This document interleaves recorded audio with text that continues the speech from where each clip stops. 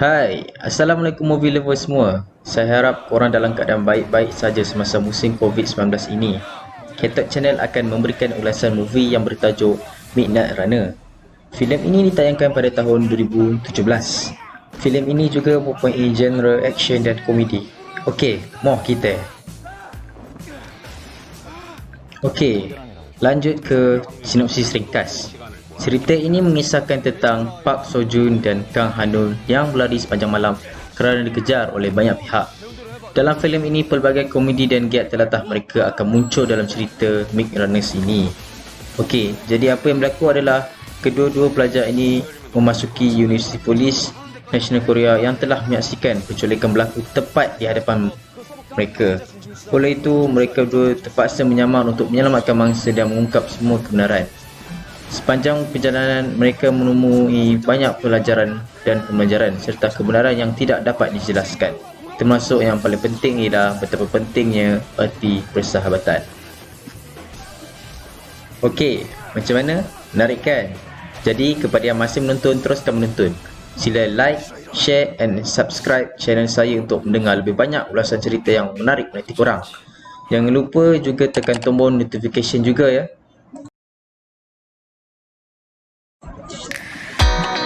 Okey, baiklah. Filem ini dimulakan dengan dua watak utama iaitu Park Seo Joon sebagai Ki Jun dan Kang Han-nun sebagai Hee Yul yang memasuki Universiti Polis Nasional Korea. Selepas itu, ceramah pendek yang diberikan oleh Profesor Yang yang dilakukan oleh Soo Dong-il sebagai tanda tamatnya orientasi pendek. Setelah itu, mereka dipanggil ke lapangan oleh Kapten Jo-hee yang dilakukan oleh Park Ha-sun untuk melakukan beberapa latihan. Semua pelajar selalu berlatih sama ada pada waktu awal pagi atau petang. Pada kemudian harinya, mereka mendapati lebih banyak latihan oleh Profesor Yang dan Kapten Jo-hee.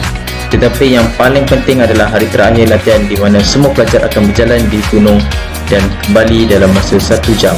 Mereka yang berjaya akan dapat memasuki universiti. Mereka yang gagal pula tidak akan diterima. Segala-galanya berjalan lancar untuk Hyul ketika dia tiba-tiba tersadung dan jatuh ketika dia sedang berlari.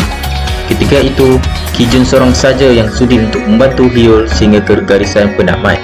Mereka terselamat dengan amukan Kapten Jo-hee dan disuruh ke bilik rawatan, dan pelajar yang lain pula disuruh untuk menyusuri gunung itu sekali lagi kerana tidak membantu rakan mereka dalam kesusahan.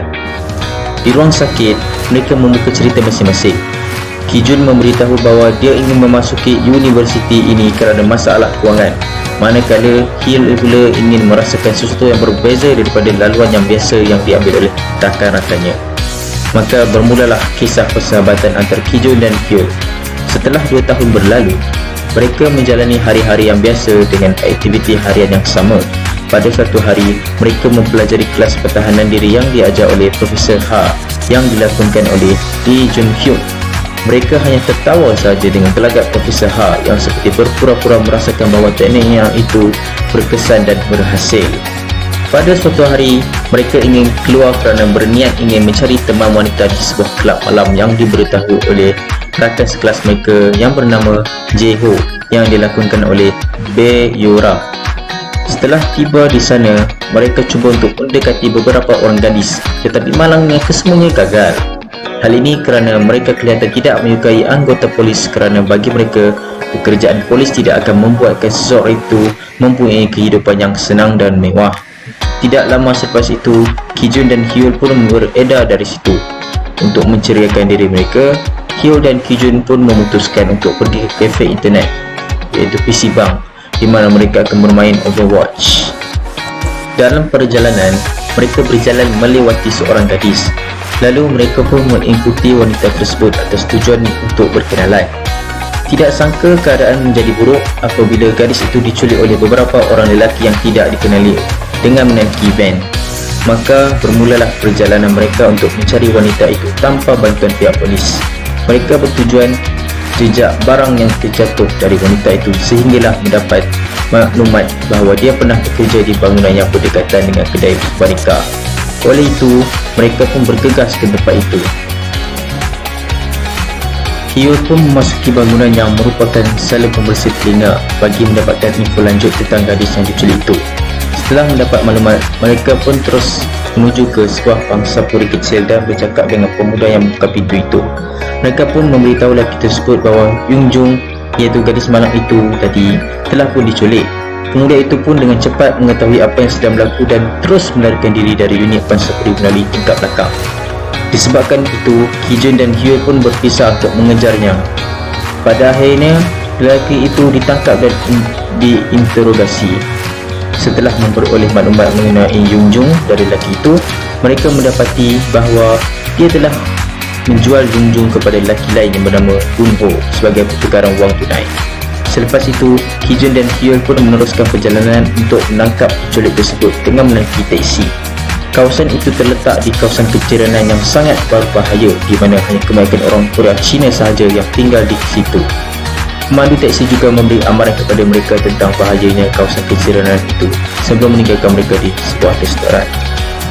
Setelah beberapa minit di restoran itu, mereka berjaya mengesan lelaki yang bertanggungjawab melakukan jenayah penculikan ini. Tapi malangnya, rancangan mereka gagal kerana kesilapan yang dilakukan oleh Ki Jun. Disebabkan itu, pertarungan pun berlaku antara mereka dengan Gun Ho dan anak buahnya. Selepas Gun Ho telah tewas, dia terpaksa membawa Ki Jun dan Hyul ke tempat kurungan gadis itu. Alangkah terkejutnya Hyul kerana terdapat ramai gadis yang telah diculik oleh Gun Ho demi kepentingannya tersendiri. Tiba-tiba, bantuan dari anak buah Gun Ho pun tiba, menyebabkan Ki Jun dan Hyul tewas dengan lelaki yang merupakan paling kuat di kalangan mereka. Sebaik sahaja mereka sedarkan diri dari pingsan, mereka terus melarikan diri ke balai polis berdekatan. Hal ini membuatkan mereka terlepas dari kumpulan penculik itu. Mereka pun terus melaporkan kes penculikan tersebut ke balai polis itu, tetapi tidak diendahkan oleh pegawai polis itu kerana tidak mempunyai identiti. Tidak lama selepas itu, Profesor Yang pun datang untuk menyelamatkan mereka. Mereka membawa Profesor Yang dan pegawai polis itu ke bangunan tersebut, tetapi semua gadis itu telah dibawa keluar oleh penculik itu ke tempat lainnya. Oleh itu, Hyul dan Ki Jun pun disuruh untuk kembali ke Universiti Polis. Sepanjang di Universiti, Ki Jun dan Hyul telah merancang dan bekerjasama dengan Kapten Jo Hee atau nama gelarannya Medusa, yang merupakan petugas bahagian memerhati rakaman CCTV di jalan raya. Hal ini membuatkan mereka berjaya mengesan jejak terakhir penculik tersebut. Selepas itu, Ki Jun dan Hyul pun mendapatkan maklumat bahawa semua gadis yang diculik itu akan dibawa ke sebuah klinik kesuburan yang berfungsi sebagai pengeluar telur atau ovum yang diperoleh daripada gadis yang diculik itu dan akan dijual kepada pasangan yang tidak subur. Oleh itu, mereka pun bersiap siaga sepenuhnya untuk menyelamatkan gadis-gadis malang tersebut dengan melakukan latihan yang rapi dan mengumpulkan kelengkapan untuk bertempur. Maka hari yang ditunggu-tunggu pun telah tiba. Mereka menuju ke klinik itu. Pertarungan sengit pertama pun berlaku dan diakhiri oleh Ki Jun dan Hyul memenangi pertempuran tersebut. Selepas itu, mereka meneruskan perjalanan dan menemui seorang lelaki yang pernah membelasah dan mengalahkan mereka sebelum ini. Setelah pertarungan yang amat sengit berlaku antara mereka, akhirnya mereka berjaya mengalahkan lelaki itu juga. Selepas itu, mereka tiba di bilik operasi tepat pada waktunya untuk menyelamatkan Yung Jung sebelum operasi bermula, dan mereka juga berjaya menyelamatkan semua gadis yang lainnya di bilik yang berbeza. Setelah itu, mereka pun menghubungi Profesor Yang dan polis tiba di tempat kejadian pada malam itu. Akhirannya, semua orang berjaya diselamatkan oleh Ki Jun dan Hyul. Scene seterusnya menunjukkan Ki Jun dan Hyul dikenakan perbicaraan tata tertib di mana Dewan Universiti akan memutuskan sama ada akan mengusir kedua lelaki itu atau tidak.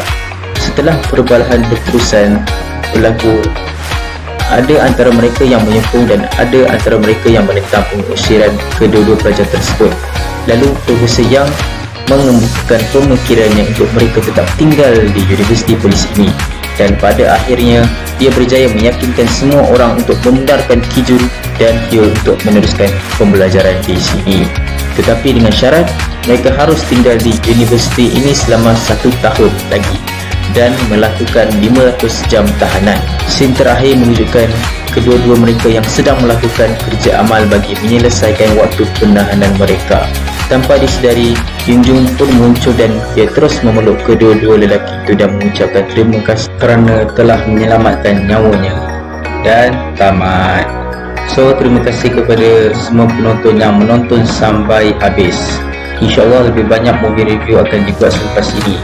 Teruskan menyokong kita channel ini sehingga sebaris dengan YouTuber terkenal yang lain. Assalamualaikum.